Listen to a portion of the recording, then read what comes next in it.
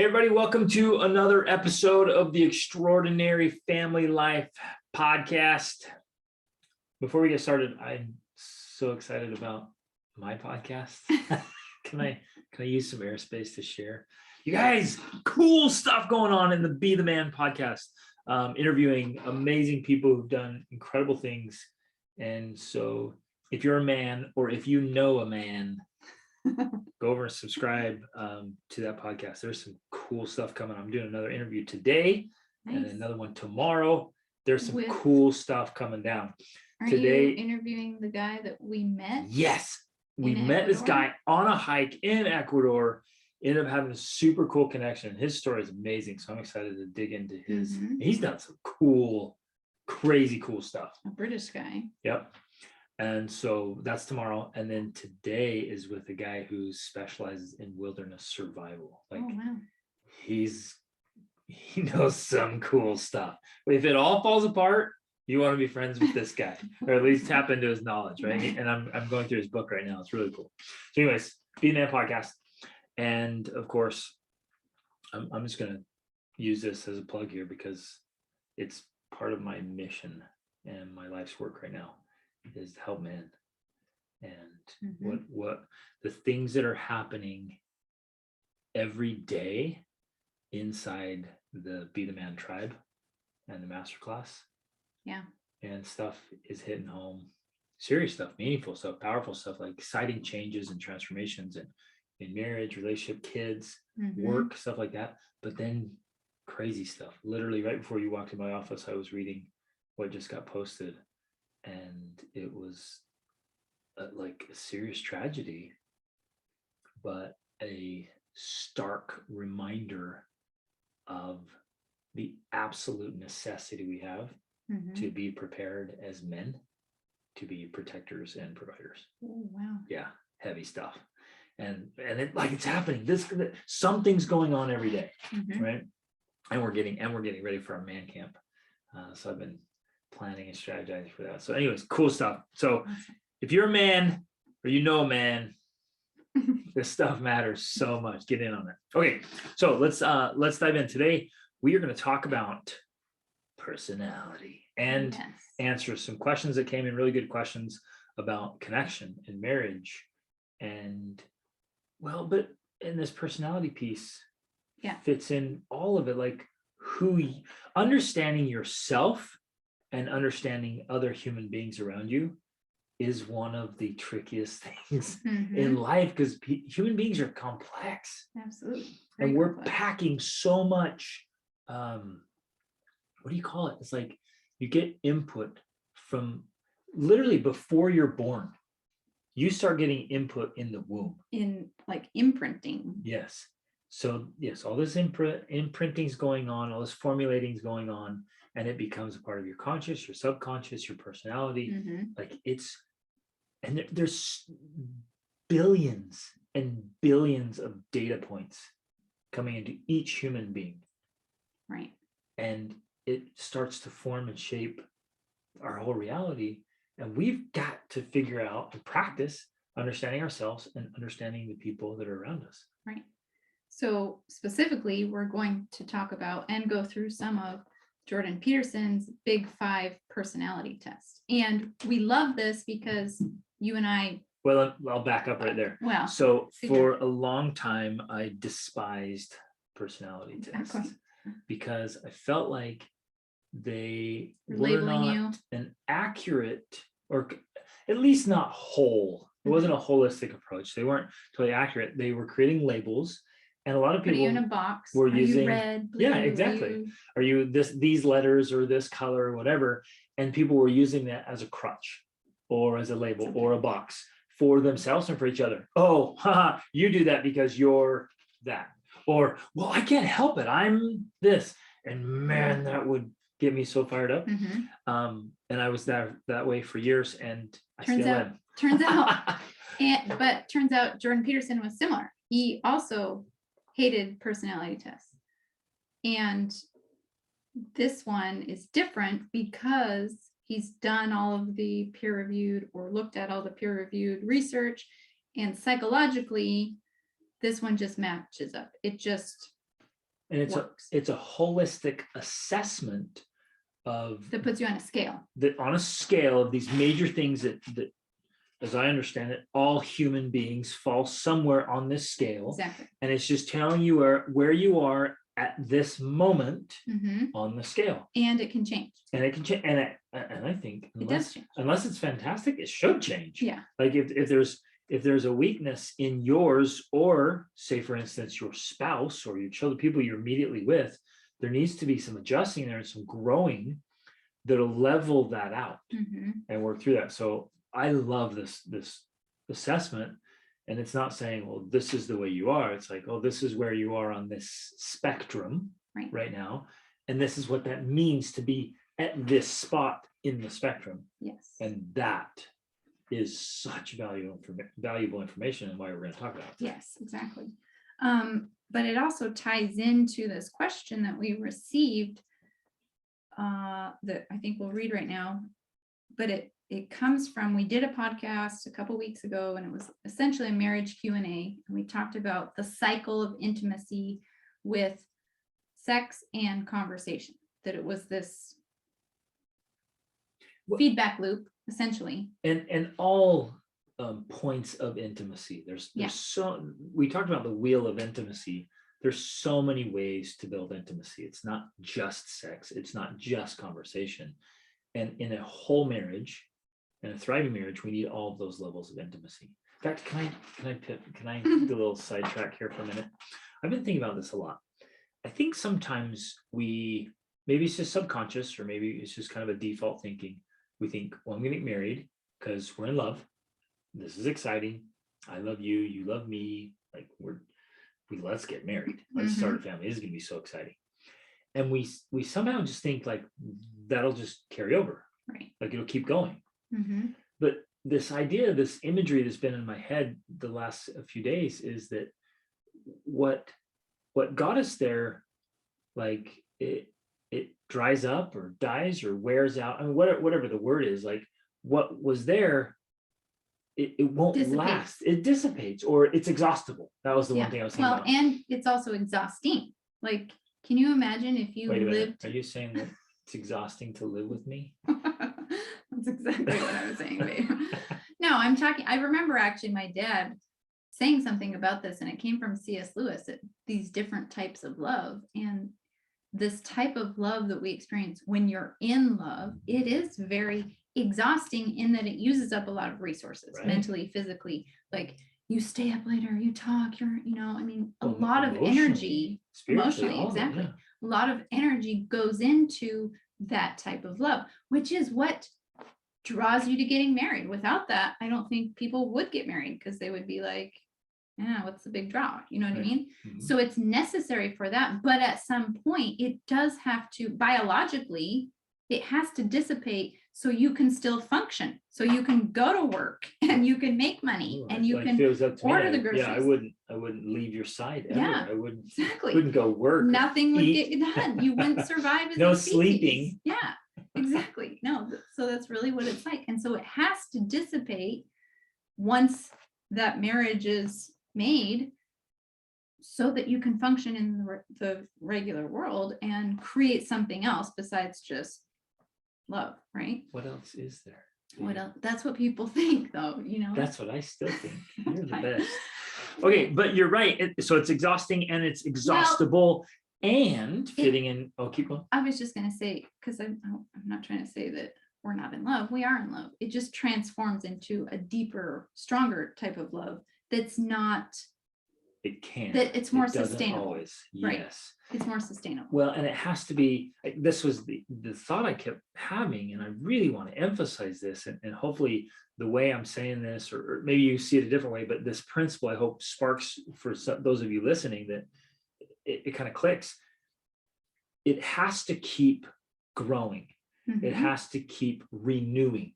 Yeah. So we are recreating our marriage inside of our marriage, right? We're getting a new marriage inside of our marriage, because, well, again, there's so much complexity here. We're both changing. Yeah. We're growing. We're not the same people. We can't. So we're not holding on to this. When I was 23 and you were 21, right. We're not still like, remember We need when? that. We need to Right? get that back. It's different and hopefully better.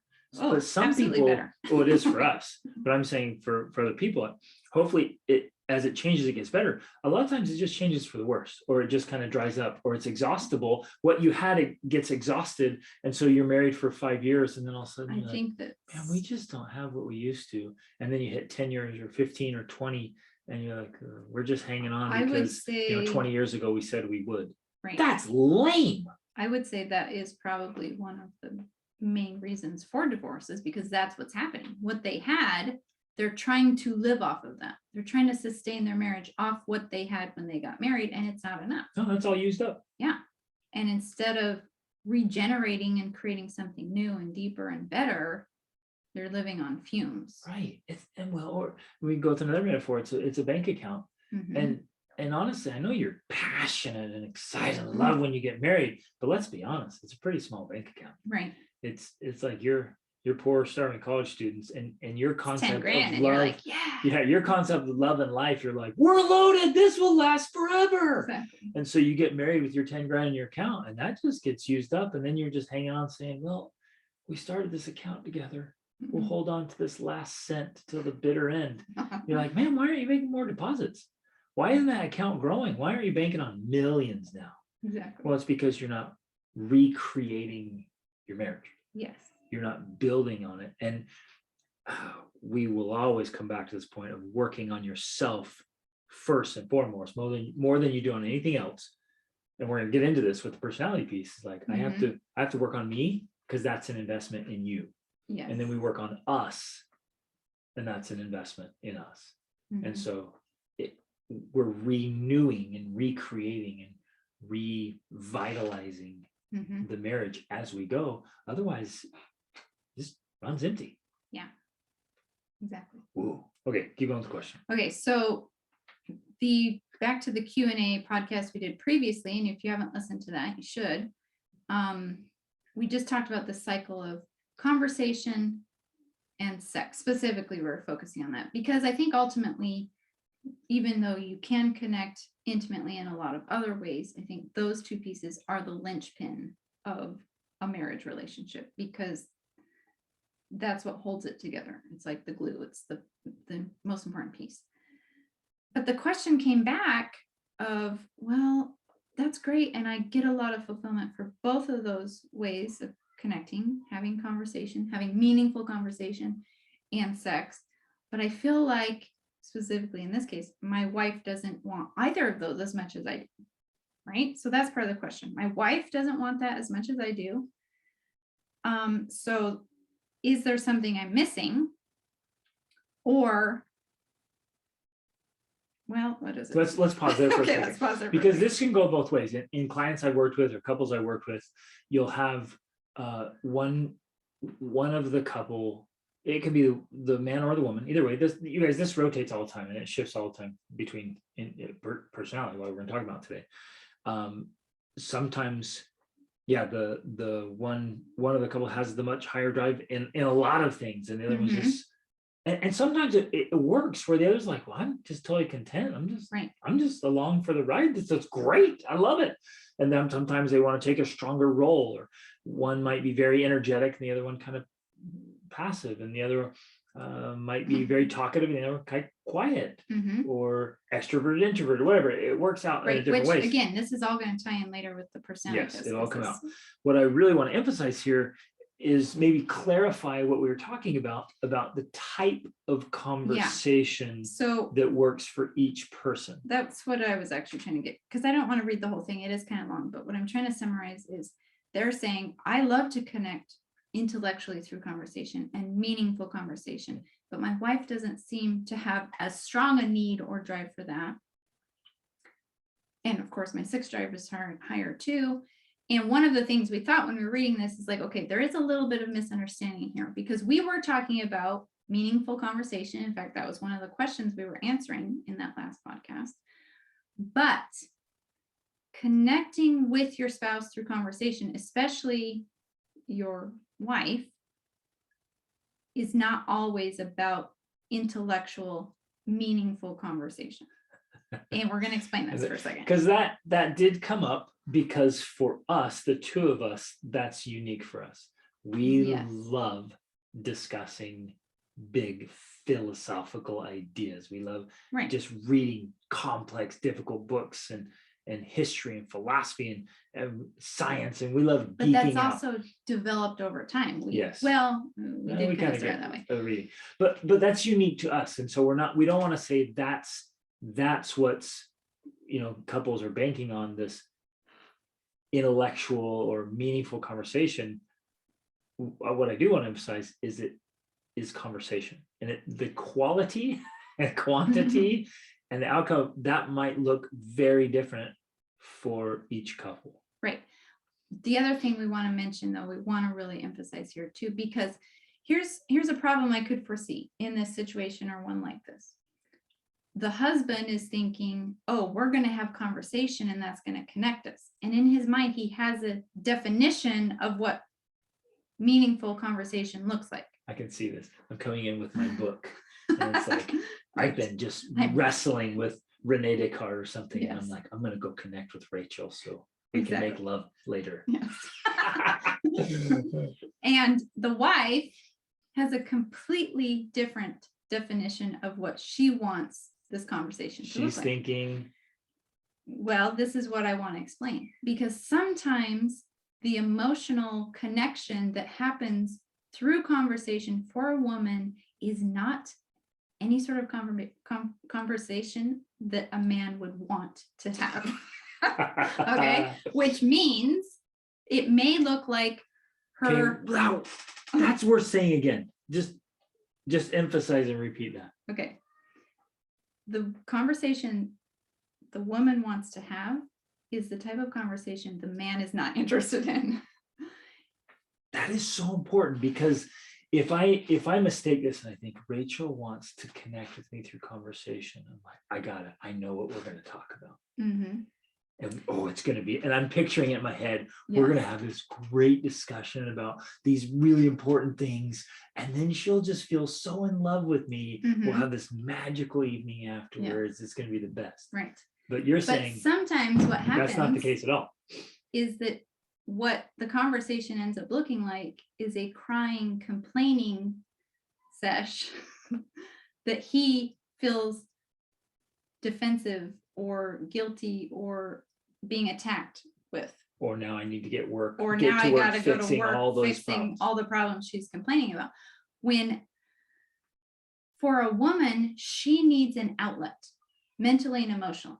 She needs someone that she can go to and tell her every problem, her every thought, and someone will just listen and understand without without judging her, right? There's few people that she can go to for that. One of those people, she wants to be her man. She wants to be able to go to him and say, these are all the horrible thoughts I've been having about myself, or these are all the hard things I had today, even though I know you think they're not that hard, but for me, they were hard, and this is why. She needs an outlet for that, because if it doesn't come out, it stays stuck in her head and in her body, and she will never be in the mood for sex. Or be able to fully open up Yeah. sexually or otherwise. Because this is the key to vulnerability. If there's a she lot of can't tell stuff. you everything that's on her mind without you thinking there's something wrong with her, or thinking there's something wrong with your marriage, or thinking there's something wrong with you. Did I ever say you, her, you, the marriage? Well, you got to keep repeating that. That message needs to be Yes. driven home. All I she can't wants. sit there and tell you, well, babe, you shouldn't feel like that. Right. It's You not should that be happy. hard. Well, come on, why don't you change your perspective here? Mhm. Like, well, I'll fix that tomorrow. Why are you crying about it? What's the problem? Right. Right. So the man brain's like trying to solve it all. And that's And not she doesn't really, want. she doesn't want that. Yeah. Because a lot of times she might know how to fix it, and she might know what needs to be done. She just wants someone that's going to listen and say, oh my gosh, yeah, that's hard. I'm so sorry. I understand. That's all she needs. And after that happens, she's like, I feel so much better. Now, a lot of women may not be aware of that process, and maybe they've never had the opportunity to actually go through that process and realize that once you're able to go through that process, you connect deeper with your spouse. So in some ways, in this last podcast we were doing, that's what we were talking about. We weren't just talking about, hey, you're going to have this intellectual discussion about Descartes or, some philosophical thing, and you're going to be like, wow, that was amazing. Sometimes this conversation is, I'm going to cry and tell you all the sad things I've been dealing with because all of my emotions and feelings have been stacking for days or weeks or months. And now it's coming out in this vomit of emotion, and it looks terrible and ugly, and you're like repulsed by it. But if you stick by your woman through that, she will love you even more. So and again, sometimes it will be intellectual, sometimes it'll be meaningful. Right. I'm not saying be that doesn't happen. Sometimes the conversation will look like her just unpacking and processing out loud everything that's in her head or heart. And your part of the conversation is, yep, okay. And that's touch it. is important. Yeah, so I'm touching and because if you can touch her through this process, she feels safer instead of withdrawing, you're scary. Gosh, this is getting scary. So I'm in those conversations, I honestly might not say much. Oh, yeah, you usually don't say much, and that's totally fine and expected. In those instances, it is not a technical conversation. No. It is a monologue where I listen intently without judgment. Yes, and the reason why a lot of couples don't do this, because they don't, is because when you initially start doing this process, it can be very ugly. Like, it's not a pleasant thing. Especially because she will have a lot of buildup. That's what I was going to say. She will have so much emotional buildup that at first she's going to ugly cry so bad. You're going to be like, whoa, why did we even do this? This is horrible, right? But eventually it gets where it's not, like I'll cry once a month and we'll have our crying conversation and that's it. And I want to point out too that if you haven't been in the practice of doing this and it is part of your couple dynamic, that again, this might not be true for every couple, but it's pretty solid for a lot of people, generalizing, right? And so if you haven't been doing it and there is a lot of buildup and it's new, you're both going to have to work through it. And it might not, hey, let's do this because afterwards we'll connect, we'll lead to sex. Like afterwards you're like, you might be like, wow, let's go to bed because that was exhausting. We're going to just work through this because stuff might come up. Oh, it will come up. And because she might be holding on to something for 20 years of like, well, you did this and I never talked about it, or you always do this and I feel like you hate me, or I feel like you're cheating on me with your work, or I feel like, all of these things. It's going to be unpleasant at first. And some of it might be really painful. And again, this can go both ways, right? A husband might feel like he needs to share those things. So when it comes up for the person speaking, it's not going to taste so pleasant or great. There's going to be some ugliness. And for the person receiving, it's not going to feel so great. Yeah, because you feel defensive, like, well, that's not what I meant, or that's not what I intended. And it might feel like an attack, or it might feel pointed, right? So man, it's important to just get through this all and keep your cool. Don't react to it. Just sit with it, process it. Allow the emotion to be there. Yep, let it all go. Yeah. I actually, this is one of the things I did in the masterclass on Tribe is I invited all the guys to, I did one specific training and I asked them, I'd come up with them some really solid questions to ask your wife, and then take her out on a great date, ask her the questions and just listen. And the guys who did it, like it was hours of just listening and hearing, and all kinds of tough stuff and beautiful stuff comes up. Yeah. And then we can clear the air and the space and all of it for more growth and more renewal and intimacy and deeper connection. Awesome. And then when you get on a rhythm of doing this regularly as a couple, then there's not the buildup and the pain and the resentment that's been growing. It's like not nearly as painful at all the time. And so when that comes up, and I think I would say that's going to lead to fewer of those type of conversations where it's just like, oh, I got to just get this out. I got to explode like a volcano, because it's being processed regularly. And then it's actually strategically, it's easier to have more of the meaningful Right. intellectual conversations, Absolutely. because the other stuff's being processed and cared for. Well, not just strategically, but also physiologically, mentally, like especially for a woman, all of that stuff is cleared out. It's like tabs in a brain that we always, tabs on your browser, it's tabs in your brain. A woman has all of these tabs that are open, and some of these tabs have been open for 15, 20 years. And when she starts closing those tabs, now she has more space in her brain for meaningful intellectual conversation and for sex, because it's hard for her to get to that mental space of physical intimacy when she has all these open tabs. Mhm. So again, going through this process at first, it's going to be a lot of work because there's so many tabs open. But as you do it regularly and consistently, then there's not as many tabs. And you're like, okay, I've got to close these few tabs, but it's faster, it's easier. There's less emotion, especially super intense emotion. Mhm. And then you're like, okay, good. Whew, we all feel better. And there's more space there to connect in other ways. Love it. Yeah. So Let's that go. was Yeah, go ahead. that was one aspect of it. But another aspect we did want to, I guess, at least touch on was partly this idea that also the things we are talking about and teaching are definitely coming from our Western philosophy background. Well, but okay, so this gets into the personality piece, right? Yes, it ties So into that. personality begins getting formulated from everything. Your religious upbringing or lack thereof, your traditional upbringing or lack thereof, your cultural culture, background. yeah, I guess even in some instances race could play into this, but it's culture more of that. But then even inside of a predominant overall culture, there are subcultures and then even family cultures inside. Socioeconomic status. Yes. So yeah, whether you grew up with wealth or in poverty. Yeah. I mean, think about, you take a person who grew up like wondering, if we were going to be able to eat that day, like that kind of level of scarcity. And then another person who was raised like never missed a meal ever. I mean, they always had wealth and abundance. They're going to grow up with very different, well, I guess I want to say a framework. Personality. It's going to be a different framework, but it's going to affect their personality. big time. Absolutely. Yeah. So the Big Five personality test that Jordan Peterson does, he's found that it's true across cultures. Yeah. So that's one of the things that's he really likes about it, is that it's not just based on Western philosophy or one certain way of doing life, but it is true across cultures.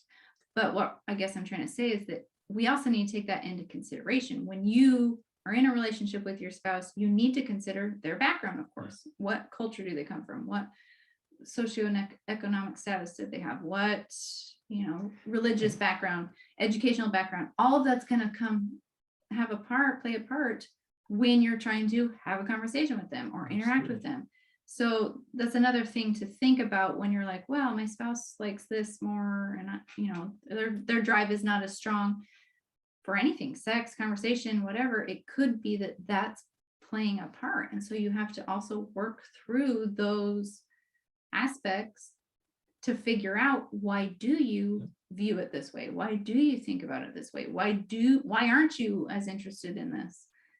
And we have a global audience, so we regularly get messages like this, like, hey, my spouse is from this different culture or this different country, or from a different background. They grew up this way, we grew up this way. And man, this comes up a ton. And what's interesting about it, and it's probably better that we are ignorant when we're young and getting married, because we might never get married if we were analyzing everything like, okay, well, before we can start dating here, I want to know, please give me a this history. happened, this happened, and what about this? And so that might prevent a lot of relationships. But now that you're in a relationship, you got to think through all this and just realize it plays a part. It doesn't have to break things. It's not even permanent, not even culture. Any of it, I think is malleable. But you have to be aware of it. Right, because it's everything that has happened to you, from the culture you grew up in, to the parents you had, the teachers you had. It's wired your brain. It's created the neural connections you have. And your spouse has different neural connections because they grew up differently. Yep. And that even comes down into simple things like the words you use. And even if you're using the same words, say you have the same vocabulary, you can give a totally different definition to a word than your spouse might. And you're using the same word saying this. And so they're thinking, oh, well, that word means this, but you're like, no, that word means this. You have different definitions for the same words. And so you're having a tough time communicating simply because you don't have the same definitions for the same words. And that can be true if you grew up across the street from each other, but especially true if you grew up on the other side of the globe. Exactly. And so you might be using the same word in English in this case, but man, it means something different to your spouse. Okay, so let's dive into, so he takes the big 5 personality traits and breaks them into sub-traits within each one. So let's just, we're not going to go through all of it because it would take so long. We could do multiple podcasts just on this. But let's hit some of the big ones and specifically kind of take it like what it means and then do kind of a scale and we can talk about our test. So we recommend you take the test. That's what I was going to say. Yeah. And then if you're a couple, you can have your scores compared, connected, and it gives you this assessment like, okay, because one of you is higher in this, the other is lower. Here's a likely case. And it's really, really insightful, especially if there's quite a difference in the spectrum. There's a few that we are quite different on. And as this plays out, again, none of this is permanent. We'll keep emphasizing this, and you can change it. But it helps us understand ourselves and our others and why we might have tendencies. And then hopefully you're thinking, how can I improve this if this has been my tendency and it's not working for me? It's not serving me. And if you connect your reports as a couple, it can also help you see why you have misunderstanding. And then suddenly now you have this shared vocabulary because you have the vocabulary from the test and you're saying, oh, wow, it's because I'm high in agreeableness and you're low in agreeableness. That's why we have this problem with this thing. Now I get it. Well, and especially thank you for bringing that point where you might disagree philosophically on issues. We see this a lot with couples. And they'll get into arguments about it. They're like, well, I think it's like this. And I was like, no, it's not. It can't be like that. It's like this. Right. And they fight about it. And then when you understand this, you're like, oh, well, it's because the predominant perception for each individual is kind of looking at it differently. Well, of course, you're going to see it differently. And you're going to argue because you don't understand yourself or each other very much. Right. And you don't know where you're coming from. So it becomes a conflict point. Exactly. So if you want to do the test, it's at understandmyself.com. That's Jordan Peterson's website for it. I'm just going to go over what the big 5 are first. So the first one is agreeableness. The second one's conscientiousness. The third is extroversion. The fourth is neuroticism. And the fifth is openness to experience. Now, when I heard all those words, when you very first introduced this to me, I was like, okay. I was giving my meaning to those words. So you said agreeableness. I'm like, agreeable. Oh, neuroticism. That means you're neurotic. Like you don't think, you act weird. You don't think clearly. That's not what he's talking about here. Or conscientiousness or orderliness or extroversion. I thought, oh, okay, extroversion. I know what that one means. It's totally different here. So you've got to work within the framework and the definition. These psychologists, and it's not just Jordan Peterson, it's a group. It's a group and of psychologists. These psychologists they'll tell you what it means. So don't be like, oh, I know exactly where I'm going to be on extroversion. Yeah, I know where I am on this scale. Yeah. Easy. Now, within each of those 5, they have 2 subcategories. So like agreeableness, the 2 are compassion and politeness. Conscientiousness includes industriousness and orderliness. Extroversion includes enthusiasm and assertiveness. Neuroticism includes withdrawal and volatility. And openness to experience includes openness and intellect. Now, again, you think, oh, intellect, that means how smart you are. Well, that's not actually what it's referring to. It's referring to your willingness to learn or explore new ideas. Okay. So, and what I love about this, I love the when you think you know yourself, and then you're like, what? That's no, that's not But then me. I'm so open. And you're like, actually, you're not. And then that's what's funny, because then the people around you are like, actually, yeah, that is you. That's totally what you're like. Dialed in. You're like, no, I'm not. So we did actually, I took the test first because I was fascinated by it, and I'm a Jordan Peterson fan, of course. And then I had you take it. And then we actually had all of our teens take it. And then that was very fascinating, because we sat around with everyone and we all read our scores and then read kind of what that meant. And it was pretty enlightening and funny. Oh, and we had a blast. That was one because we were like, my yep, favorite family that's discussions. you. Because everyone could see, like, yeah, you totally do that. It's amazing. It's so funny. So I think we'll just start by reading our scores. Yes. Okay. So the first one is agreeableness. And I rate 54% in agreeableness. So out of 100, you're kind of in the middle. Yeah, I'm about in the middle, which is pretty average, actually. Greg is high in agreeableness. He is 82%. Yeah, baby. Now, this isn't like 0, your score sucks, and closer to 100, it's better. It's not that. You can misunderstand this. Yes. Like, oh, sweet, I got 100. But if you get 100 in neuroticism, you do not win the prize. Well, even if you got 100 in agreeableness, you're not winning Right. the prize, because what that means is that you're probably being taken advantage of by a lot of people. Yep. You're acquiescing. Yeah. You want to get along so much that you just sacrifice your own desires or values or even standards because you'll do anything to be agreeable. So Exactly. it's not a good thing to be on the far spectrum Right. now. Which, having said that, you're like, well, you're 82%, Greg. Yeah, I'm which a little is too agreeable. fascinating because, well, this is what's fascinating and how complex humans are. I think that that's because of your ability to be able to get along with anyone. Mhm. Not that you submit or acquiesce, because you usually don't, but you have the ability to literally get along with anyone. And so, and the way I don't get taken advantage of, or the way I can draw a hard line, or even with my coaching clients, I can just say it how it needs to be said right to them. I am saying this love, but you're going to hear the truth right here, and it's uncomfortable. I can do that because of another score down later we'll talk about. right. So then, okay, so then, and again, so on agreeableness here, right? I'm a little high.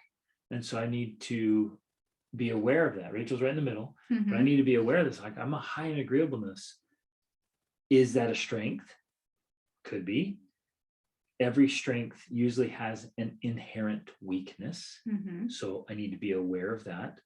And then as we go through each of these, you're just assessing, like, is that where I want to be as my best self?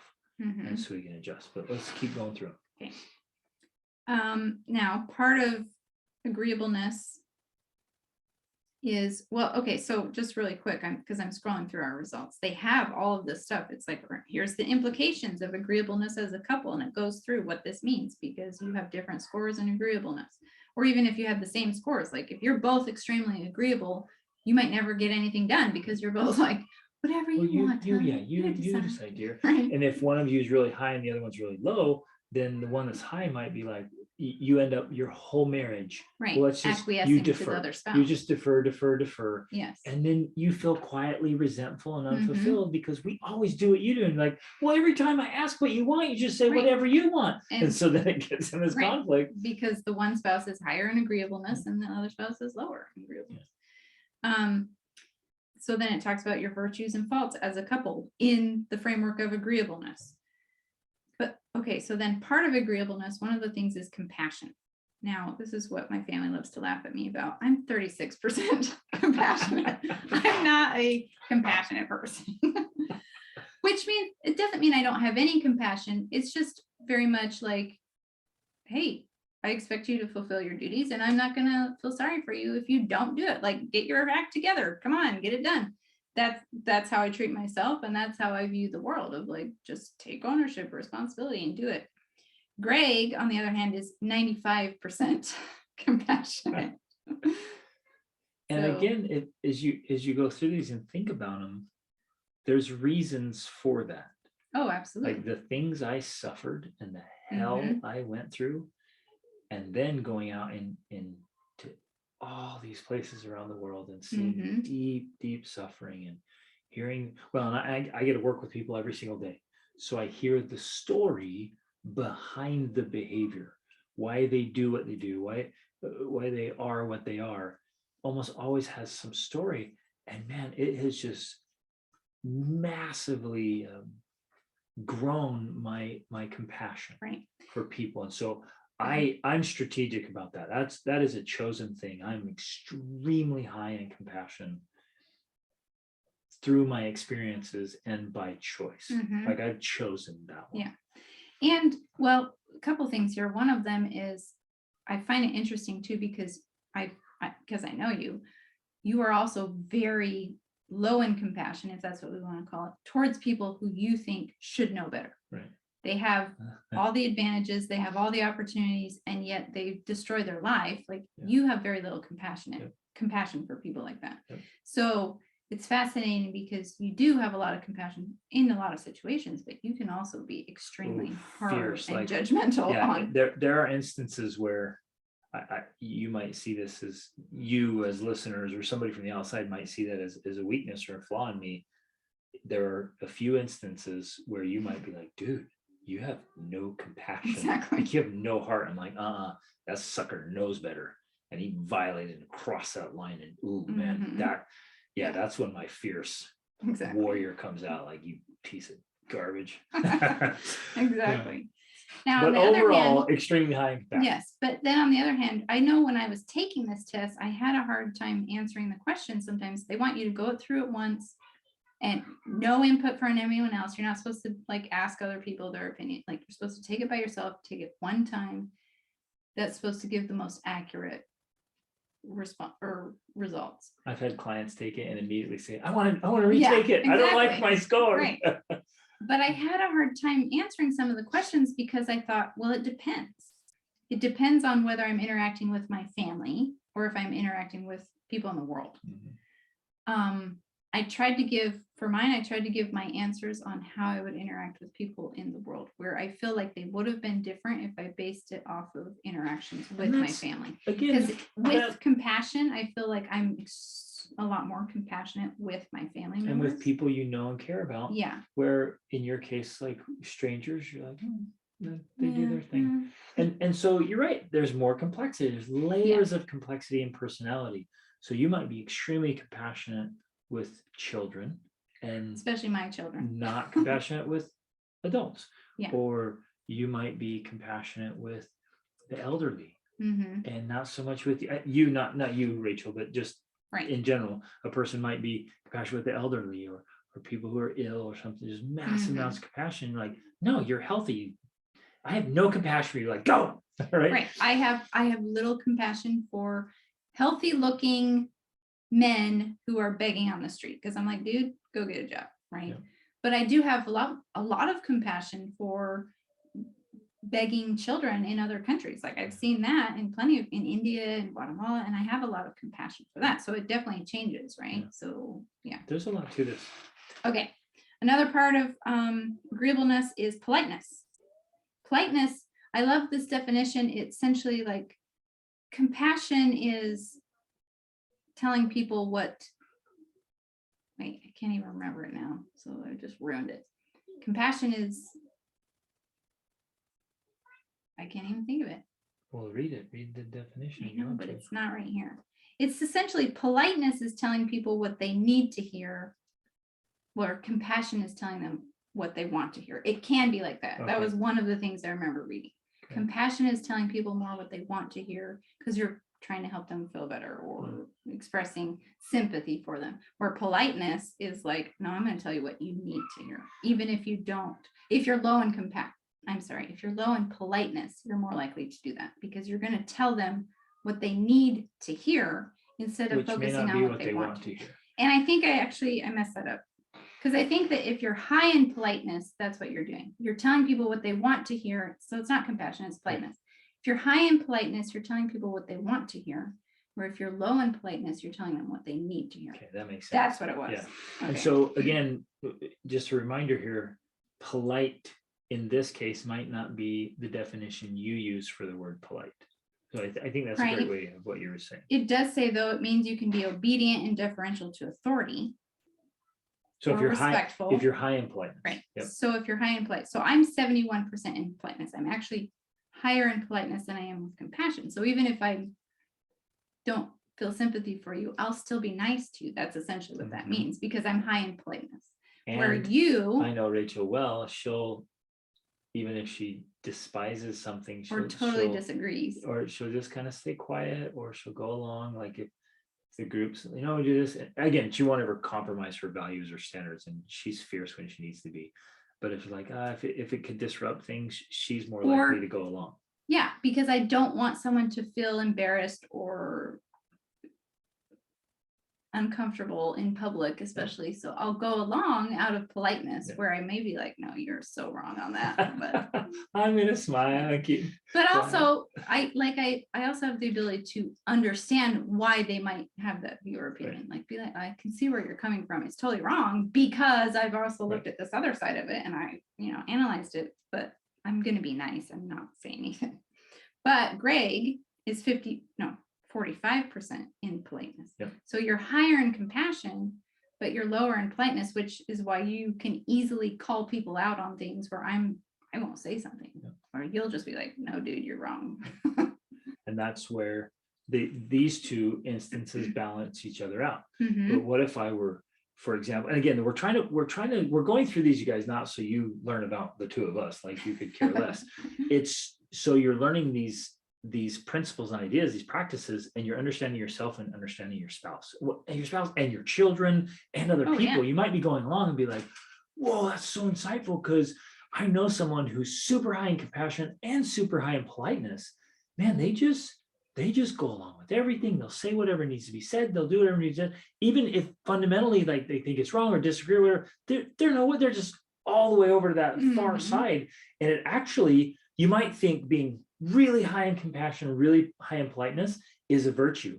It's not. Yeah. It actually makes you really weak and vulnerable. And people who are often victims are very high in agreeableness, compassion, and politeness. And so people take advantage of them massively. Exactly. And that is an extreme danger. Like for me as a protector, as a dad, as a husband, I'm going to watch out for this. And if I have a child that's super high in those things, I'm going to be like, hey, that's not a virtue. Once it goes too far, it's not a virtue. It's exposing you to be totally taken advantage of by people. And that's what's happening a ton. So many victims are victims. They get taken advantage of because of that. Absolutely. Plus, besides the other side of this too is. Ooh, I'm sorry. Hold on to that. Go ahead. Bullies. I'm high. No, wait. I'm low in agreeableness. No, you can't go. Just bullies and predators. They literally are out fishing, hunting, looking for people who are high in those things, who will be pushovers, who will be gullible, who will fall for their story or their plea or whatever. They're out. They're and it's conscious or subconscious. I don't know. Some people it's often conscious. Subconscious. They're out there just filtering through the masses of humanity, looking for someone. So if it's a man who wants to take advantage of a woman, he's just filtering through the whole bar or the whole church congregation, wherever. He's just filtering through all these girls, looking for someone who takes pity on him and just does whatever he says. And anytime she's like, yes, yes, yes, yes, and he's like, got it. And then he's a bully and a predator. Yeah. Man, it's just sick. That's the guy I have no compassion for right there. But that's indicative and important to recognize. And I want to point this out, because you have no compassion on those guys, despite the fact that you understand why they are the way they are. You understand their background and their psychology that makes them predators. And I would be. And you guys, would have compassion on them. With men in maximum security prisons, and I know their story and I hear why they do what they do, and I get it. But I've worked with people who've committed horrible atrocities because horrible atrocities were committed on them. Absolutely. And I do have compassion for that. Like there's a strategic balance to all this. Right. When it comes to them making victims of other people, no tolerance. You don't tolerate that. Yeah. Okay. Now the other thing I wanted to talk about with this though is, you were talking about virtues becoming vices, and another one that can become a vice is compassion, even in your family relationships. I think especially because we were actually going to do a podcast about this with a mother. Yeah. A mother can have too much compassion for her children. Yep. Now, this is And absolutely too much politeness.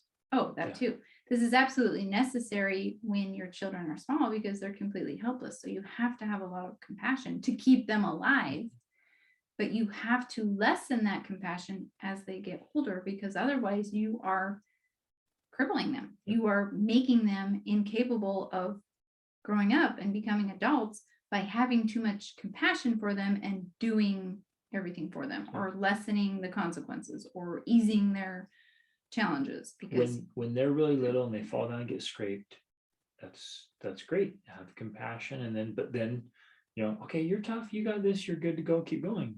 When they fall down in their 20s and you act the same way, something's off. Yeah, right. You gotta break that because it's too much compassion, and we see that quite often. Yeah. And mothers predominantly with too much compassion, too much protection, way too soft on their kids, and so they make their kids they keep them as little babies. Exactly. And there's a term for this. I think we will end up doing a podcast on this eventually. Jordan Peterson calls it the eatable mother, which is not like eating.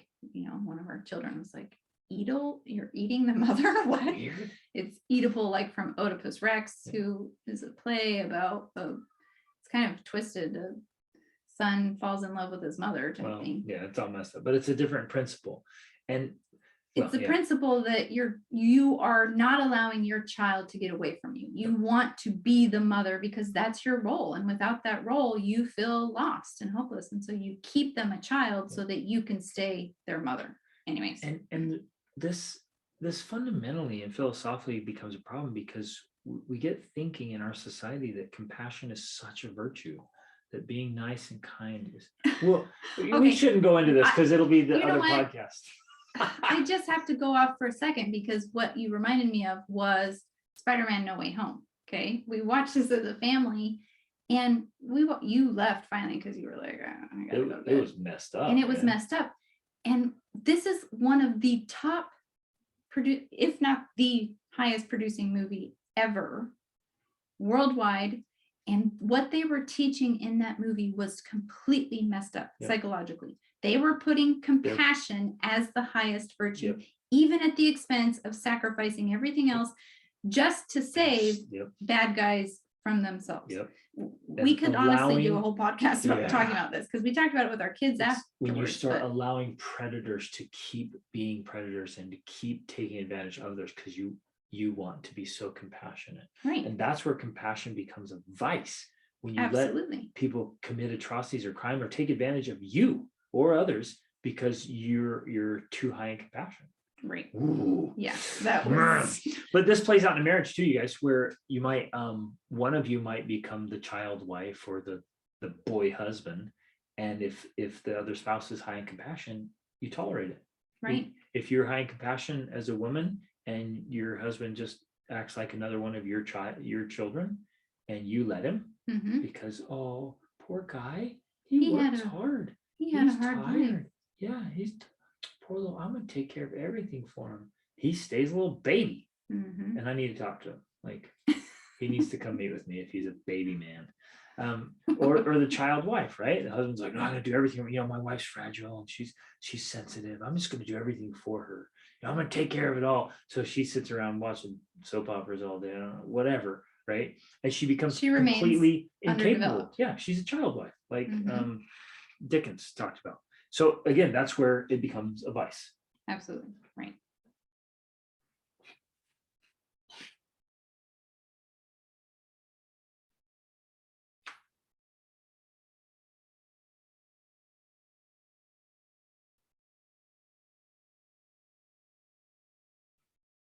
Okay, the next one is conscientiousness. So I guess we should kind of define what conscientiousness means. It's essentially attention to detail, hard work, persistence, orderliness, as well as adherence to rules, standards, and processes. Okay. Cool. Like totally different definition there you're working on conscientiousness. And when you understand this, especially as a couple or as a family, you talk through this and have the shared vocabulary you're talking about, you start to understand like, okay, that makes sense. That makes sense. That's really good. Let's see where we're at on that scale. Exactly. In those items. Right. So conscientious people are careful, reliable, organized, self-disciplined, and persevering.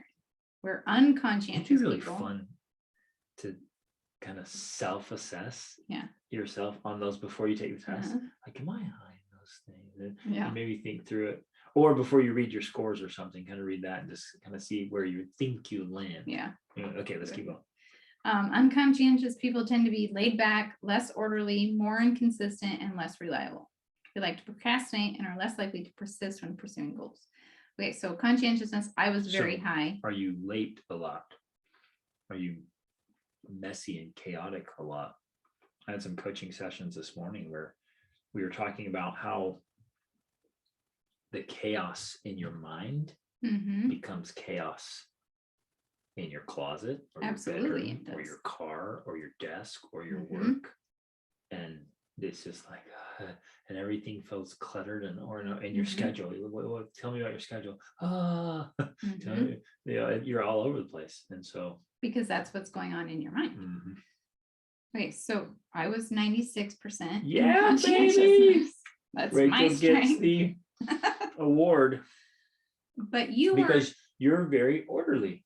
Oh, you're very detailed, extremely detailed. Right. In fact, speaking of, we mentioned earlier how we change and grow and evolve throughout the years of marriage. This is one where I made a big transition. I was going to say that actually, because you are high on this test. You're 93%. Now, when we got married, I guarantee you were not at a 93%. I would have been like a 9. Maybe a 39. I don't think you were that bad, but you were probably average. So maybe 40 to 50%. So that's something that you definitely have, I guess you could say, improved on or changed at least, is conscientiousness and attention to detail and orderliness. And that has been deliberate because as I wanted to grow and improve. Absolutely. I was in the free wandering, just, I guess, the caveman. Caveman, gypsy, whatever, like I didn't care. And so that changed. But again, okay, just for reference, if in your marriage one of you is really high and one of you is really low, that's going to be a constant source of conflict. One of you is really organized, really neat, really scheduled, and the other one's like free flowing with the wind, whatever, I just want to be free. And there has to be a balance there. If both of you are super high, but kind of to a fault, that could cause a lot of stress or strain for your children, for other people around you, or if both of you are low. Again, this is a good one because it plays out in so many elements of life. Like you're just trying to run the house and do life together. If you're opposites or you're both one or the other, they become a fault. Now, both of us are quite strategic and conscious of ours. So we're high really by choice and strategy on this one. Although I would say there was probably some years there where I was more towards the middle on conscientiousness. And that was at that time intentional because we were living a different lifestyle. We were traveling. We were trying to be minimalist. We were no schedule, total flexibility. And, that worked for a while. I think eventually I came back towards this because I think it's more my natural state, I suppose.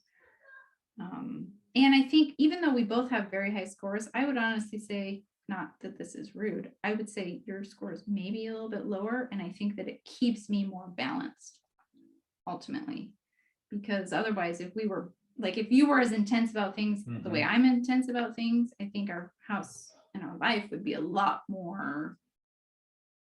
It's like Jordan Peterson says all the time, you're trying to keep the balance between chaos and order. You don't want to be in one or the other. Exactly. You want to be balanced between them. He even uses the analogy of like having 2 feet. You want a foot in chaos and a foot in order, because otherwise, if you're too orderly, it's too sterile. Well, it's too fully planned rigid versus spontaneity. Right. You want both. Yeah.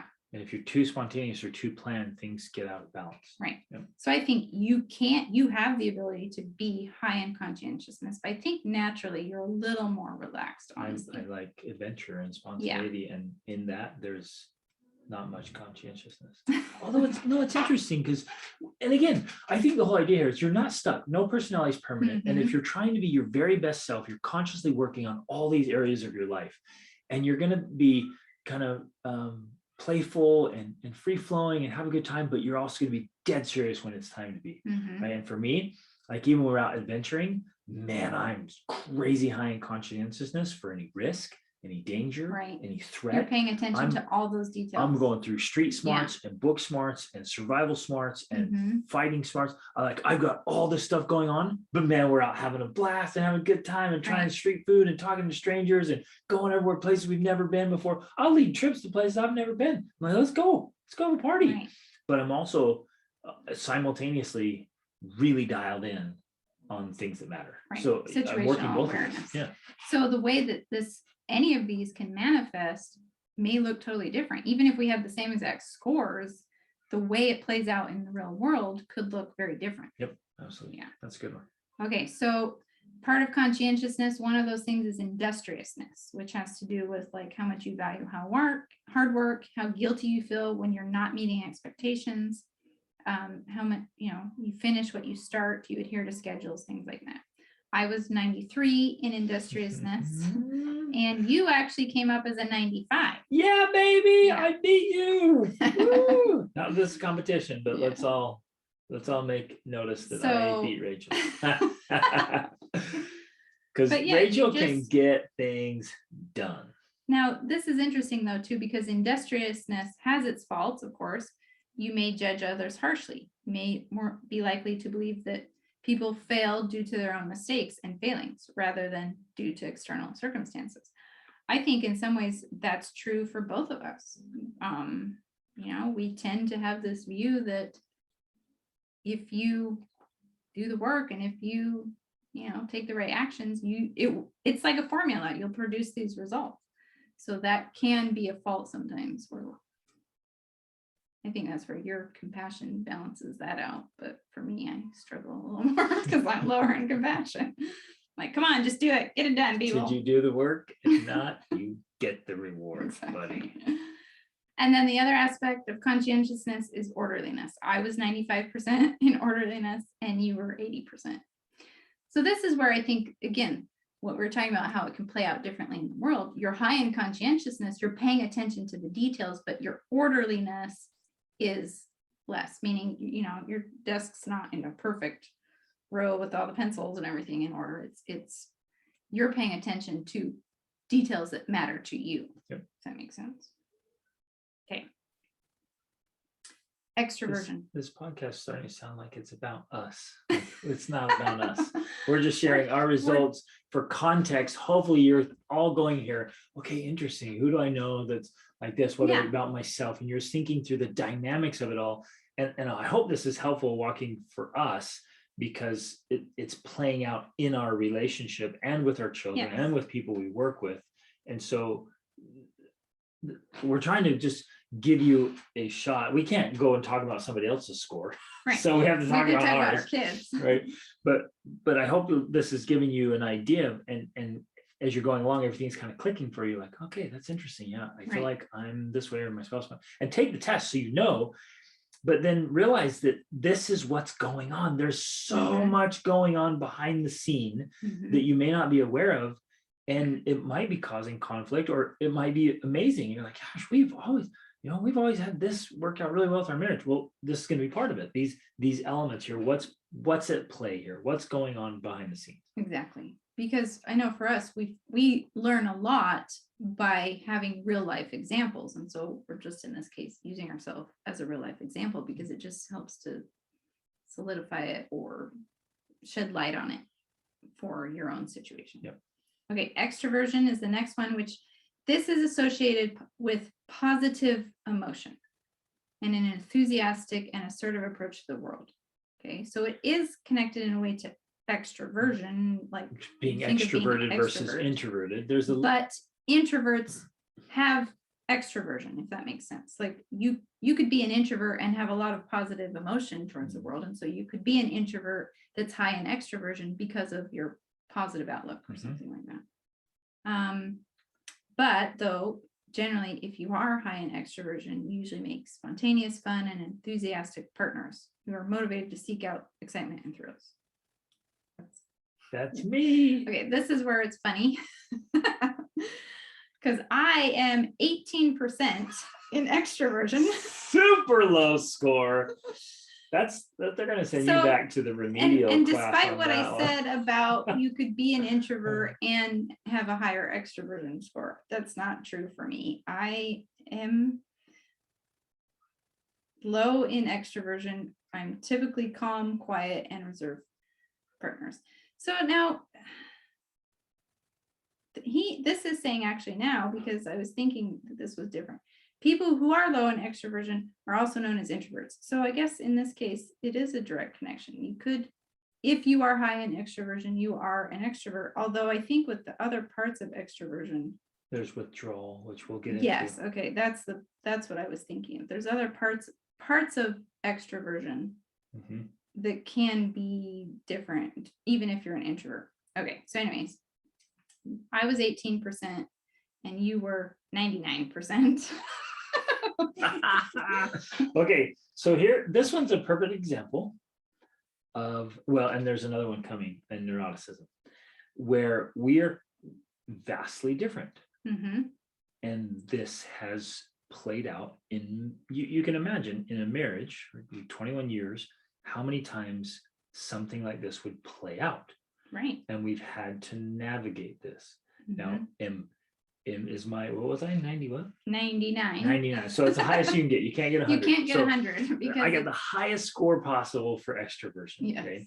And again, this was purposely, deliberately acquired. Well, because if you had taken this test as a 16-year-old, you would probably have been like a 10. I would not have gotten this. You were extremely shy, timid. You couldn't even look at people in the eyes when you talked to them. Pretty. I don't know that I had a positive outlook on life. I was like, hey, life. By the time sucks. I met you, you did have a positive outlook. Yeah, I had created a massive transformation because I wanted to be. I wanted to be outgoing and I wanted to be positive. Right. I chose that and cultivated this. So I'm all a 99. The way to 99. I'm a 99 on purpose. Right. But this is a perfect point, and I hope this is helpful for you as couples or with your kids or whatever. You can navigate this. Right. And we have figured out ways to make this work really well in our marriage. And it hasn't been this big pain point or recurring problem. There's no chronic issue here that we're vastly different in extroversion. Well, and I think there's some aspects of the scale where if you're vastly different than your partner, there's going to be problems. And that's why this test is helpful, because it helps you become aware of that and why you might be having these problems. And like with our own kids, we've already told them your potential spouse is going to take this test before. So you're aware of these things, right? But some of them aren't an issue.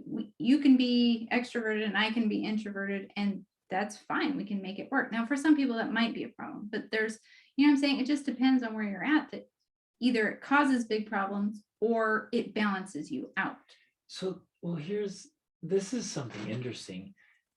Years ago, had we tried to do a podcast together, no way, you'd have been like, go jump in the lake. You're not putting a microphone in front of my mouth. No way. And so you've grown into that. Right. And yet still your preferred method of communication 18%. Is writing. You love writing. Right. But you're not likely, I was going to say you're not likely to jump on the stage with me, except you would. Yeah, when we're presenting, you love it. But of your own, okay, well, here it is. By yourself, not get on a stage. Not going. No. And so this is where it complements, right? I'm gonna jump on stage and we're gonna turn on music and dance, and Rachel will join me on stage. We'll come along, and we've made that work together. We've grown into it. Yeah, I'm just curious. I wonder if my extroversion would have been even lower. Right. If I'd taken this 10 years ago. It would have been a 1. Probably. So we've worked, people. We have worked progress. up to 18. I think you're right. Yeah. Well, because I know you're way more than you used to be, but 18 is still quite low. Yeah. That's funny. So true. Okay. The other part of extroversion is enthusiasm. Okay. This is pretty straightforward. It's tendency to show positive emotion, whether you seek stimulation, excitement. You're generally more excitable, happy, and bubbly, laugh and smile more than others, etc. I don't remember what score I got, but it's Yeah, got to be well, high. Mine was an 8. I was an 8%. Oh man. In fact, this is so funny because I think generally when I do get excited, people think I'm mad. We had a conversation the other day with our daughter and her boyfriend, and he was saying something later. He's like, "Why was your mom so mad?" And my guy was like, "She wasn't mad. She was excited." Oh, man. So anyways, you were a 99. Wow, yes. So 8 and 99 in enthusiasm. Yeah. But this is funny because when we got married, you used to tease me that I had no pulse. You're like, "Are you alive?" Like, I got to check your pulse here to see if you're alive, because I've probably made progress and become more We're enthusiastic. up to an 8 now. We're up to an Rachel's 8. enjoying life much more, 8 times as much as when we first That's met. right. That's huge progress. Oh, that's so funny. Anyways. Okay, next, assertiveness. This is related to motivation to put your ideas forward, influence others, achieve social status. If you're higher in assertiveness, you tend to advance your own opinions, you communicate in a captivating manner, and you climb to leadership roles within your community. I am actually... Let's hold on, pause before you do that, because those will be good. I want to just say, as a couple, if we were both really low in enthusiasm, we would be dead. you can all imagine what that would look like. It's just, it'd be a kind of a and flat line. That's probably the case for some couples, I'm sure. Right. And like, we're not throwing anybody to the bus, but you just have this awareness. If you're both low in enthusiasm, my estimation, again, I'm a 99 here, might be a little biased. My estimation, you got to raise that. Otherwise, like, you're just everything's blah, blah, blah, blah, blah. And you don't have to be a circus clown. You don't have to be bouncing off the walls and wake up every morning like I do. And it's another great day to be alive. Exactly.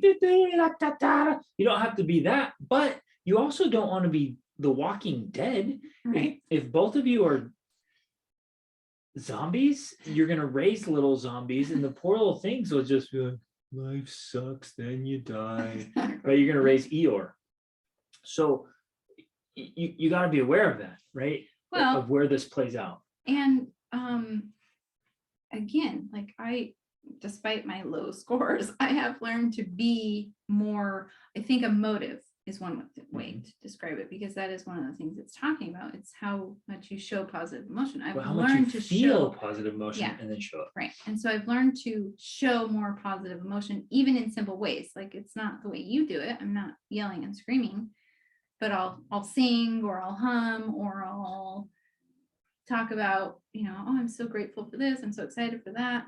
I take those things and I do them in my own way to show those emotions, if that makes sense.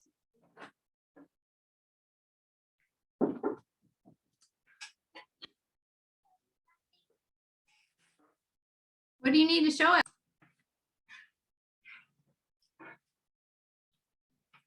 So now back to assertiveness. This one I think is a pretty common and can be a frustrating issue for marriages and families, especially because in life you got to figure out how to get things done, which requires assertiveness. Yeah, absolutely.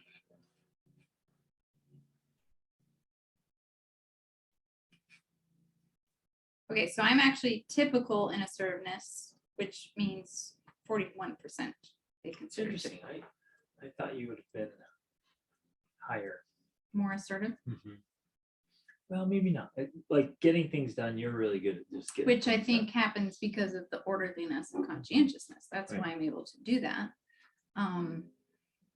And I think assertiveness for me, this level of assertiveness would be more of a problem if I didn't have people in my life like you who supported me in what I was doing. If I had to fight for what I was trying to do, this lower number of assertiveness would be a problem. Right. Or if you were lower in orderliness and conscientiousness. So again, there's this, it's almost like this equation, right?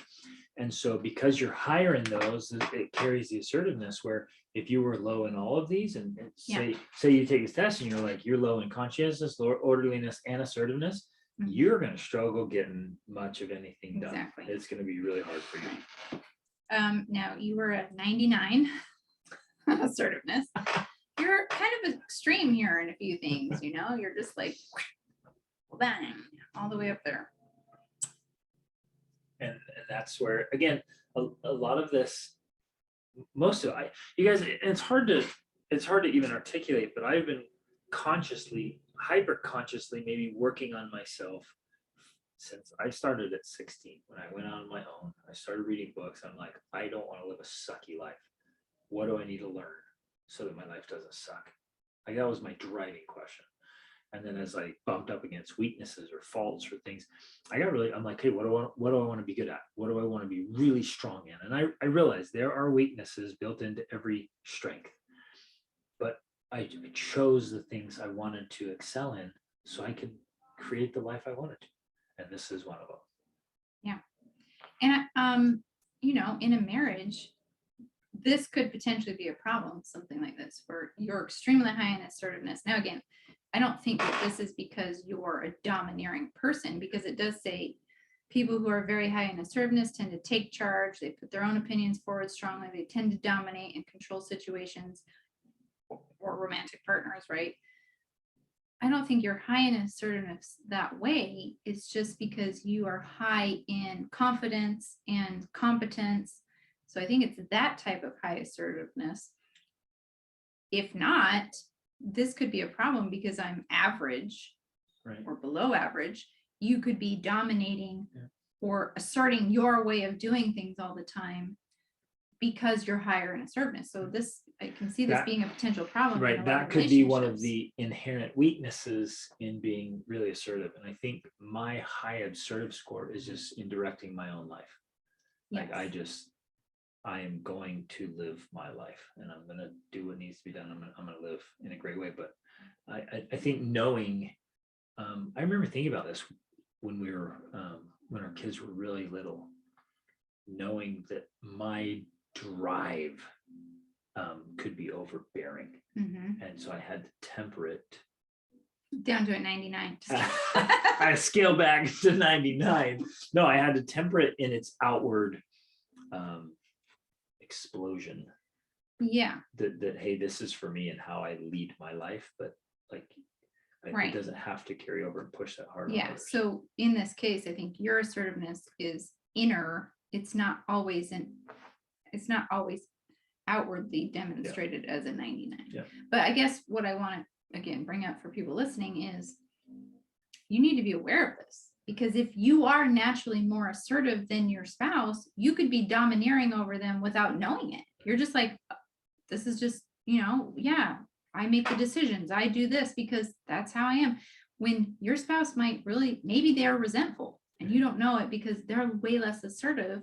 They don't know how to dominate or just even put forward what they want to do, their ideas, their desires and dreams, and it's getting squelched or lost inadvertently because you guys aren't aware of this. So that's something I think that's going to be very watch out for, big time. Watch for that. And that might, you know, you might have a spouse that's low in assertiveness and kind of that low score might look like, well, I don't care that much, so you go ahead and do it, you go ahead and do it, which that can be complementary and help sometimes, but it can also create an atrophy of where like, no, you do it, you do it, you do it, you do it, you do it, and then then you have one spouse doing everything. And I can think of couples I know of and I've worked with where one spouse is carrying all the load, and that doesn't work because the one spouse will get burnt out. There's also a condition where I know people who are both really low in assertiveness, and so they struggle achieving making progress, or getting making things done. doing what needs to be done to run a family and live life. And you're like, hey, why are we struggling with this issue? And then when the test comes out, they're both low in assertiveness. That's why. That's one of the reasons why. Right. Okay. Neuroticism is next. Now, initially, define this one. You had kind of a negative view of what neuroticism means. I still do. Okay, but it's different than what the definition I used to use. It's associated with a person's propensity towards negative emotion versus emotional stability. So neuroticism is a measure of your sensitivity to negative emotions, such as pain, guilt, shame, sadness, irritability, defensive anger, fear, and anxiety. So it's sensitivity towards it. Yeah. And it's a tendency to see past, present, and future negatively. Yes. So exactly. basically it's essentially that if you're higher in neuroticism, you tend to look through the negative lens at things. Now, this is interesting. Before we give our scores, that I want to bring up, this is true with all of these traits, but I think especially here it can be important because generally, if you took a scale of all humanity, in general, let's go with neuroticism, women are going to be more neurotic than men, meaning they're going to have more of a propensity to have negative emotion than men are. Now, one of the reasons Jordan Peterson points that out as being important is because we are the responsible ones for caring for the species. Exactly. So we have to be more sensitive to negative emotion or bad things happening because historically, especially if we didn't pay attention to those things, our infants could die. Our children could die if we didn't pay attention and say, oh my gosh, this child has a fever, they might die, let's do something about it, as opposed to like, oh, no big deal, they'll be fine. So I think biologically, historically, that's why women are higher in neuroticism, because we are caring for the species. We have to be. And that's a strength. That's a beautiful thing. Especially when they're small. Yep. And there's the strength that also has its inherent weakness. Yes, absolutely. Is if this thing isn't tempered and kind of guided or directed, then it's pretty easy to see everything as negative now. Well, and right. You slip into nihilism or just a total darkness where you just dwell there. I think very common nowadays is depression and anxiety. I think a lot of women especially are caught in depression and anxiety because their neuroticism has gotten so high. Because you can change that. And as a society, I think we've done a really crappy job of perpetuating this and exacerbating it.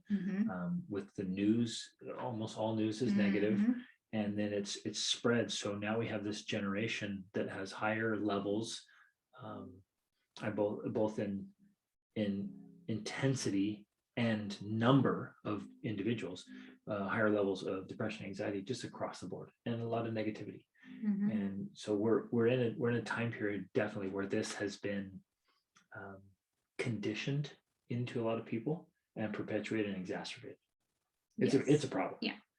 Yes, it has. Although I still believe that it's also just inherent because it's a survival mechanism. Sure. That's it's survival brain. That's its evolutionary function. If you want to go there, it's to help you survive. Because if you never thought anything bad was going to happen, then you wouldn't protect yourself from dying. Right. Exactly so it is certainly. I think where it has been exacerbated for sure is that we're no longer protecting ourselves from saber-toothed tigers or some other horrible thing from happening, but we're still living in this survival mode when now we're trying to survive from people the feed on social media. Right. Exactly. Yeah. So we're having conversations with someone we disagree with. Yeah. You're making me feel unsafe. Exactly. So we're having way more anxiety about things that are not as dangerous as they used to be. So that's where this has become a major problem. Okay, anyways, I am 56 in neuroticism. Good job, babe. Which is actually typical or average, they say. Although there's only one other person in our family that's higher in neuroticism than me. And you were a 0.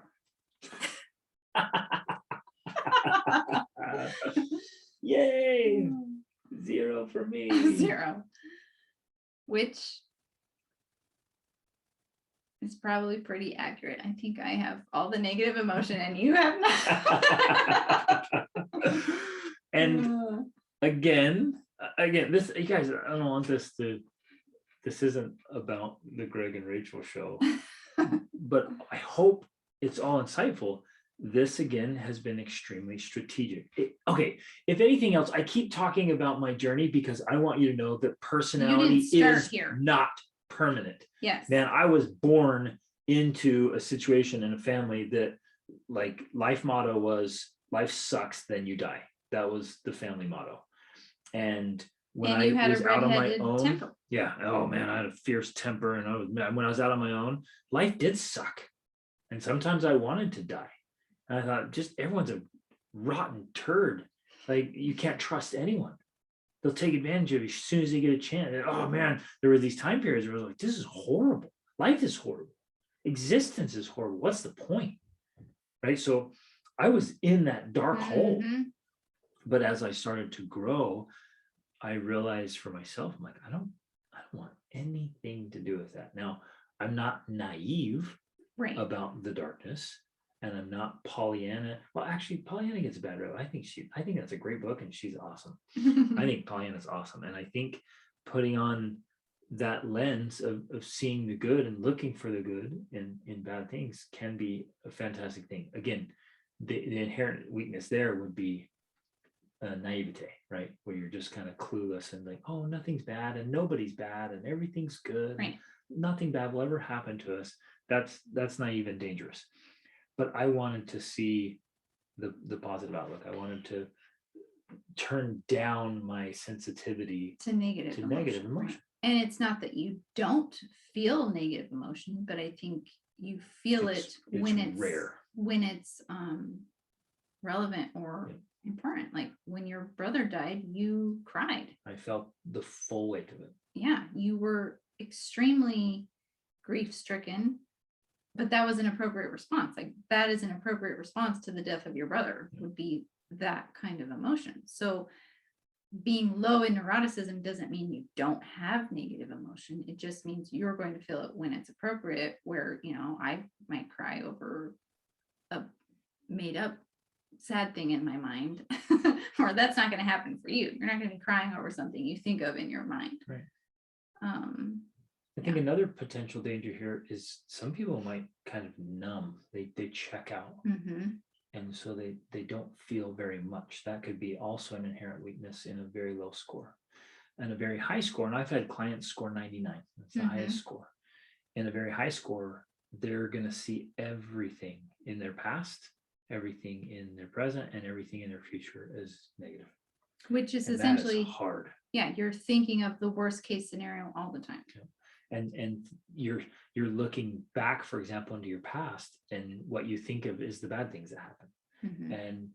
And something good happened, and you say, well, yeah, but I did stub my toe on the way in, and it really hurt the whole concert. Even though concert was great, my toe was killing me. Right? You're just looking for the negativity. Yes. And like, yeah, everything's good, but there's no way this can last. Yeah. Right. And so it puts a dark cloud on your life if you're not careful. Right. Which, again, I think we balance each other out in this. And we've had this conversation many times, because as I'm writing my memoir right now, I keep writing these. I wrote the prologue to my memoir, which is on my website right now, racheldenning.com. You should all go read it. And Greg read it and he was like, that is so depressing. Like, babe, our life story is amazing. Life is so amazing. We've had all these amazing experiences. We've done. I'm like, yes. And you are right. You write about the worst day you had, and like the next day, everything was better. But for me, well, for one thing, obviously, a story is always better when it includes the light and dark, when it includes the good and bad. So obviously that's why it's in there. It's going to include you and me. Exactly. But the other thing is too, yes, I I had and I have more of the tendency to, even with our amazing life, which I can't deny has been absolutely incredible, I tend to remember the negative things where you'll be like, what? I don't remember that. I'm like, don't you remember we had no money and that? And you're like, really? Yep. You know, where you tend to remember just the positive things. Yep.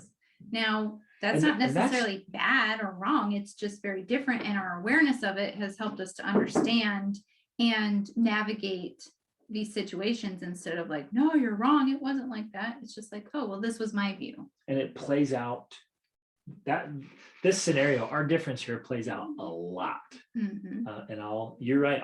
It's almost like well, yeah, that was a really bad day. Well, I'm not even dwelling or remember, like, see ya.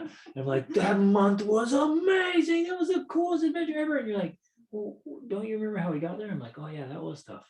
Okay, but the thing was amazing. And that's really how I've programmed my brain to function. So this will play out, you guys. It's like this ongoing joke we have where Greg's like, having a baby, that's just like one day, you know? And It's I'm like, one hard day. No, it's not one day. Okay. It's like 18 months of misery before and after. So anyways. I love it. Okay. But again, having this understanding really helps you out, because when we are having these conversations, it's easy for us to have this vocabulary and be like, well, remember, hon, I am a 56 in neuroticism, you know? So now you understand where I'm coming from and why I see it differently than you. It's not that you're right and I'm wrong, or vice versa. We see things differently because we are different on this scale. Yep. So and neither one of us and none of you are stuck where you are. If you don't like it, if it's not serving you, you can work on making adjustments. There are strategies and systems and tools for every one of these things. Well, and that being said, I wouldn't be surprised if I was higher in neuroticism, because you have certainly tempered me. If you were higher beforehand. Yeah, absolutely. Yep. Right. Oh, I totally agree. Exactly. Okay. I think this is the last section, withdrawal. Oh, wait, sorry. Wrong. This is part of neuroticism. Yep. Part of neuroticism is withdrawal, which is your tendency to experience negative emotions. So now the difference between neuroticism itself and withdrawal is essentially that it's part of it. It's a part of it, but I'm trying to, I always like to separate it out. Like, how is it nuanced between the two? Right. Where the neuroticism itself, it's like your outlook on life, right? Right. Your tendency to have or to think in a positive way, or to view things in a more positive way. But the withdrawal aspect of it is like how much you are actually feeling or experiencing negative emotions. Does that make sense? I think that's the main difference.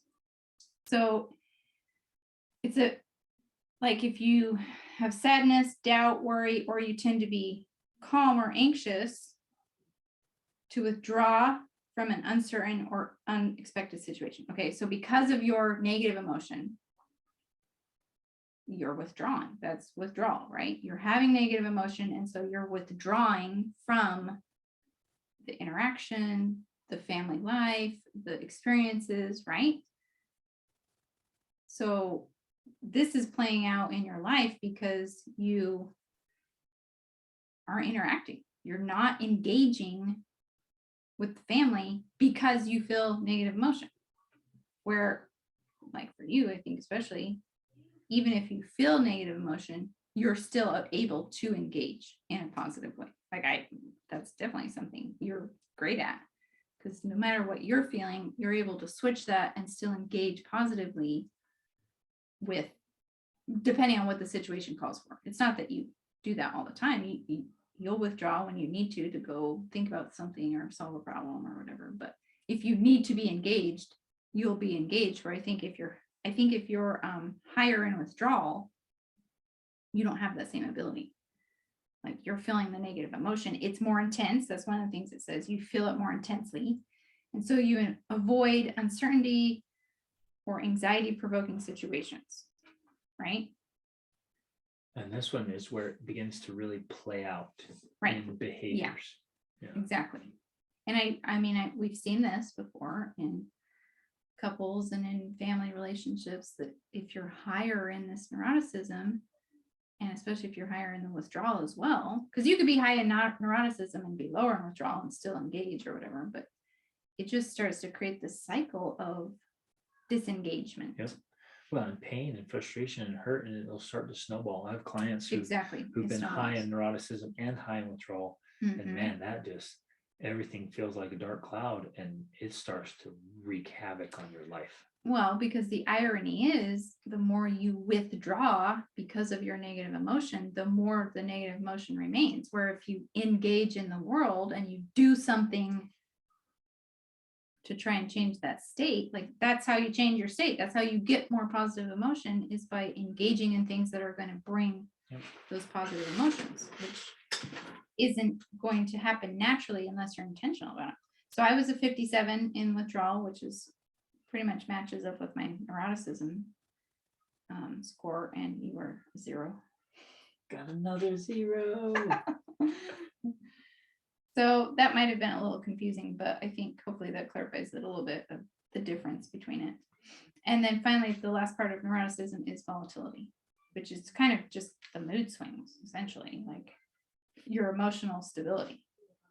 Are you going to have predictable moods with normal variations? Like you should have variation in your emotions. You're not just going to be, even you're not just one stable emotion the entire day. You have ups and downs, but your range of up and down is generally narrower than most people's. Your high is high, but your lows aren't that low unless they need to be. You're not, swinging pendulum. You're not a swinging pendulum. I'm more of a pendulum than you are. This is fun because I had forgotten all my scores. So I'm like going back through. You're like, wow. I was a 53, which is average, and you are a 1. I'm up from 0. From 0. Yeah. Which means I have a pulse. So and yeah, some feelings. Well, it says you're very stable and predictable in your moods, which is true. Your mood is generally positive. Like I expect that all the time. Our family expects that all the time. And in fact, if you're ever not positive, Meaning we're like, I'm pensive about something. you're I'm sitting in the corner thinking about some idea. Like, what's wrong? What's going on? Are you okay, Dad? I get it all the time. Yeah. Dad, what's wrong? Are you okay? I'm like, what? Like, you look so upset. I'm You like, look sad. I was just thinking about a book. Yeah. It does say they very rarely express their frustration, disappointment, irritability, and appear reasonable when they do so. I would say that's true. I don't think that you don't express those things. You do, but it's a fairly reasonable expression of it. Okay, last one. This is long, yeah. I know, but hopefully I hope it's so valuable. It's insightful, because I know doing this process has been extremely insightful for us, and that's why we're going through it, because I think it's good to go through. Oh, just quick thought before you go to the next one. If a couple, like one of you is really high in volatility, man, that's going to be tough. Yes, and then if both of you are really high, wow, that's going to be crazy mood swings and fights and deep depression. I mean, you're gonna be all over the place, and so you're gonna want to temper that and work through that. I think in withdrawal, some of these, my observation is, if you're high in withdrawal, if you're high in neuroticism, if you're high in volatility, you deliberately and strategically want to pull those back and just work on bringing those way back into a place where there's a lot more. It just makes it easier. Why make life harder than it is on yourself? And there's things you can practice and work on. You can alter your personality. You're not stuck as you are. Right. Yeah. And I do want to emphasize that you want to be intentional about these things, especially ones like those. Same even with something like agreeableness. If you are very high in agreeableness, you do want to do something about that, because that can be a negative. And I guess what I would want to say in general, let's not go off Greg Denning's scores here. I think in general, if you're one way or the other extremely, that could be a problem.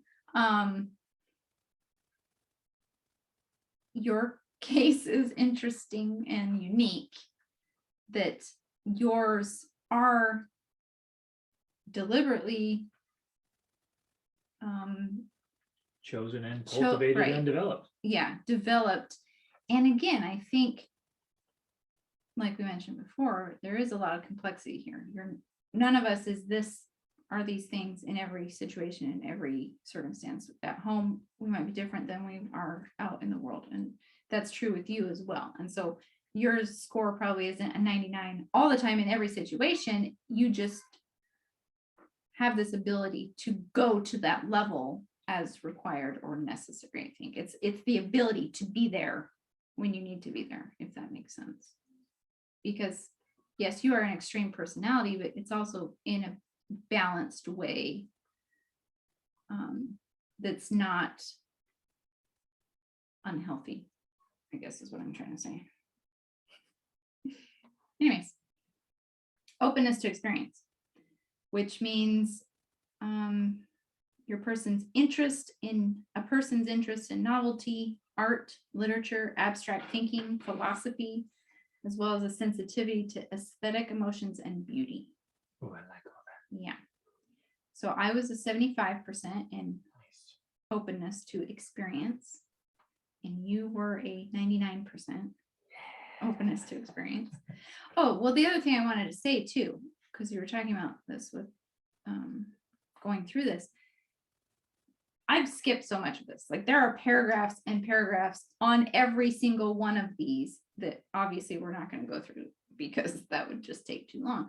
But this is so powerful to do this with your spouse, to go through it and be like, yeah, well, I'm high in volatility, which means these things. That's good for both of you to know and to have a framework and to have this vocabulary that you can share together to talk about what's going on. Because one of the best ways to improve things in yourself and in your relationship is to be able to have the words to articulate what is happening. Mm-hmm. One of the worst things that you can do is to go through all of life never naming what's happening to you, never being able to say, this is what's going on, this is what's happening in our marriage, this is what's happening with me. As soon as you can find the words, it's like suddenly makes the problem so much easier to solve once you know what you're dealing with, right? So it's just so powerful to be able to put words to what's happening to you so you can then come up with solutions.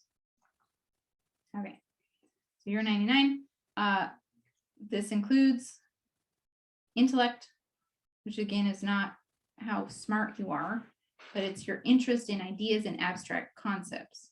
You tend to be more curious, verbally adept, richer vocabulary, more interested in learning, while those who are lower in intellect tend to be less curious, less verbally adept, less interested in learning. I was an 86 in intellect, and you were 97. I'm not so sure. Maybe I should be the 97. Oh, man. That's awesome. Again, those are things we've worked on. Oh, absolutely. We've certainly worked on those things.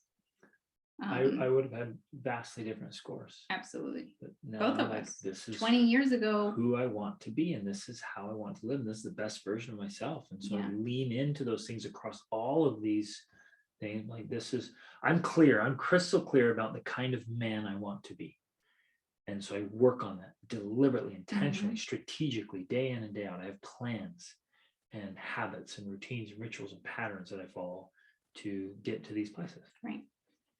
I think the reason my score is lower on intellect is because I didn't like poetry because I have a hard time with poetry. Oh, that got you, babe. That got me. It's your struggle with poetry. That's it. Oh, I love poetry. Poetry is difficult, but it is profound. The poets are like prophets, man. And Shakespeare. I just have a hard time I love with Shakespeare. That's what got you your little score, babe. Okay, last one. Never vote against William Shakespeare. Okay, last one is openness, which is. Wait, before you go on, sorry, every time you start a new one, I keep thinking like, okay, how does this play out? If you're both as a couple or your kids, whatever, they're super low in openness to experience, that can create problems and it can create a dull life. for one. So as you go through each of these, see where you're at, and maybe one of you is really high, like you just want to experience life. The other one's like, no, I don't care. I just want to sit here in my bedroom.